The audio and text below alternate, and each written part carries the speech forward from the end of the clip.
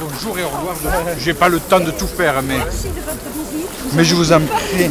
Mais c'est gentil. Parce que vous avez pu vous arrêter au bon moment, au bon endroit et bien saisir. Mais sinon, c'est pas la peine de faire les choses, madame. Sinon, je ne viens pas. Et si je viens, c'est quand même il y a un minimum de respect, de reconnaissance. Je le fais vraiment. Voilà, bien. Je vous assure, pour moi, c'est important. Bien, mais merci à vous. Au revoir. Bonjour, monsieur le ministre.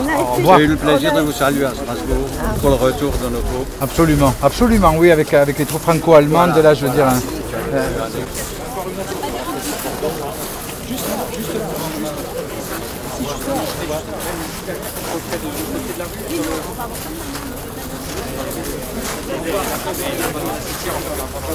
Dans l'esprit, c'est bizarre, c'est quand même pas fait pour ça. Voilà, c'est un peu moyen. C'est juste, excusez-moi. Aujourd'hui, vous voyez Bernard Cazeneuve, je pense qu'il était plus. Oui, je le vois, je suis en train de négocier mon budget. Je vais voir au milieu de la gouvernement. À ce moment, nous sommes pieds et poings liés. C'est un ami en plus. J'étais à Cherbourg avant de venir ici. Non, mais en plus, on travaille avec Bernard sur le budget, on travaille aussi sur les débarquements de Normandie. J'ai annoncé jeudi pour le président de la République que la plage de débarquement, ça va être Sword, celle des Britanniques et celle du commando Kiefer. Donc c'est aussi une reconnaissance par rapport au commando français. C'est la première que ça se fait pour une décennale comme ça. Donc je travaille avec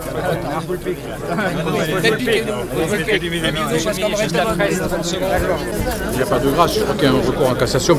Moi je ne commente pas aujourd'hui une action en justice, donc je suis venu, c'est quelqu'un qui est un survivant. Pour moi le plus important c'est de rencontrer quelqu'un qui peut témoigner de ce qu'il a vécu, dans ce qui a été l'horreur humaine, l'innommable. Voilà, c'est la chose la plus importante pour moi. C'est un moment personnel important, un moment d'émotion important, un moment de partage d'une histoire commune qui est indispensable, j'allais dire, pour notre pays, qui, dans le quotidien que nous vivons, doit nous servir aussi. C'est-à-dire que ce qu'est le fascisme, l'antisémitisme, la xénophobie, le racisme, ce sont toujours des choses qui sont présentes dans nos sociétés, nous qui pensions qu'elles pouvaient avoir disparu après ce qu'ont été ces horreurs, et en fait elles ne disparaissent pas. Alors ce lieu, il faut le conserver, il faut venir le voir, il faut s'en nourrir, le ressentir pour pouvoir ensuite transmettre pour ne jamais rien oublier, quoi. Pour vous, c'est une visite importante aujourd'hui, quelques jours après les plages de débarquement?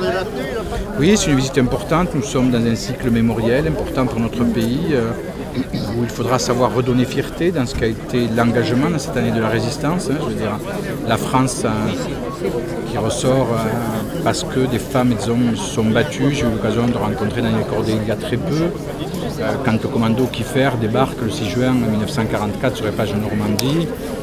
Quand des femmes et des hommes sont engagés autour de Jean Moulin, quelle que soit leur obédience, leur appartenance, je veux dire, dans cette résistance qui permet à la France de s'asseoir ensuite à la table des nations comme un des pays vainqueurs, c'est important pour nous la fierté à notre pays qui parfois en souffre, oublie ce qu'il est capable de faire, oublie ce qu'il a été capable de faire. Je pense qu'il ne faut pas fonctionner dans un cycle dépressif. La France est un grand pays, il faut le savoir le rappeler à travers son histoire. Et en même temps, savoir aussi faire preuve de reconnaissance.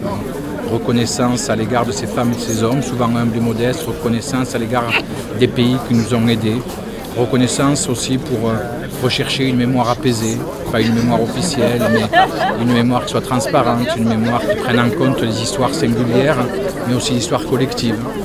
Mais aussi ne pas oublier ce qu'a été l'horreur de la barbarie nazie, l'horreur des hommes. Quels ont été vos sentiments au fil de la dernière année? Je crois qu'on ne peut pas, parce que mettre des mots sur des choses comme ça, on peut toujours essayer de plaquer des mots. Mais je crois qu'on ne peut jamais ressentir, après on est dans une perception personnelle des choses. On se crée un imaginaire. Mais est-ce qu'on peut imaginer d'abord ce qui a été fait par des hommes contre des hommes, capables de tuer des bébés, capables de tuer des femmes, des personnes âgées, de les enfermer, leur tirer dessus, les brûler? Je veux dire, c'est l'innommable, il n'y a pas de mots assez justes. Donc je veux dire, voilà, c'est juste dire, voilà, ces choses ont existé, quoi. Donc voilà, c'est une émotion profonde, mais chacun la perçoit. Vous avez dit tout à l'heure, on ne repart pas indemne. Non, et puis j'ai pas envie de repartir indemne. J'ai pas envie de repartir indemne. J'ai pas envie de me sortir de là en me disant, ah, c'est une cérémonie comme une autre, puis on s'en va. Puis on a oublié sitôt monter dans sa voiture. Non. Voilà, moi j'ai des enfants, j'ai envie de relayer, j'ai des amis, j'ai envie de relayer, puis j'ai envie d'en parler.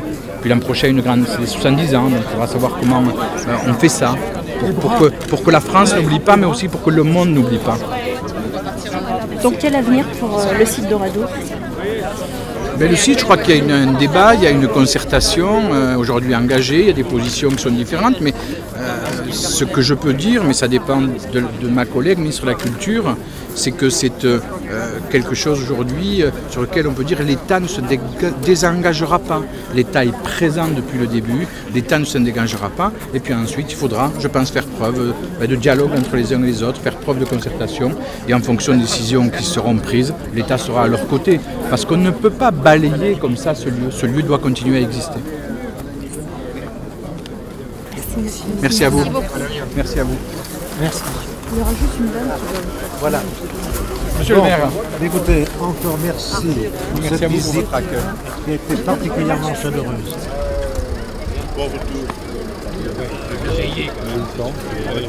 Ah oui, Fais-y là-dessus, la petite. À bientôt. Tu te ramènes?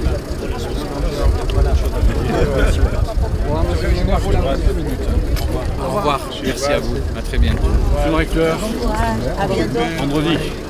Robert, à bientôt. Au revoir. Merci beaucoup. bientôt. Merci de m'appeler, Robert. Mais non, mais voilà, Merci. écoutez. Merci beaucoup. À bientôt, Roland. Au revoir, merci. Et merci pour l'organisation parfaite. Vous avez été excellent. Je vous le dis. Merci à vous. Au revoir, cher ami. Consul. Un plaisir. On reste en photo. Ok. Bon, au revoir. Non, je vous en prie. Pas dessus, c'est pour qui? Tout à fait. Baptiste, comment vous l'écrivez? Oui, après il va. Après on verra. Après il va. Après la reine d'Angleterre. D'abord le président de la République. C'est pas fait. Voilà que je voudrais. Voilà qu'on se rencontre. D'accord. C'est pas la question de ça, mais je voudrais vous demander quelques détails. M.O. Mais c'est. Faire signer ces photos. Ah bon? C'est que une confédération, c'est une arme.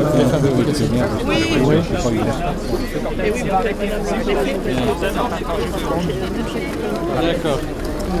Allez, n'ayez pas peur, je vais pas lui faire de mal. C'est pas parfait, il n'y a pas de problème. On va y arriver. Oui, c'est ce que vous m'avez dit. Erste Eisenbahn von Nürnberg nach Fürth, erste Eisenbahn in Deutschland.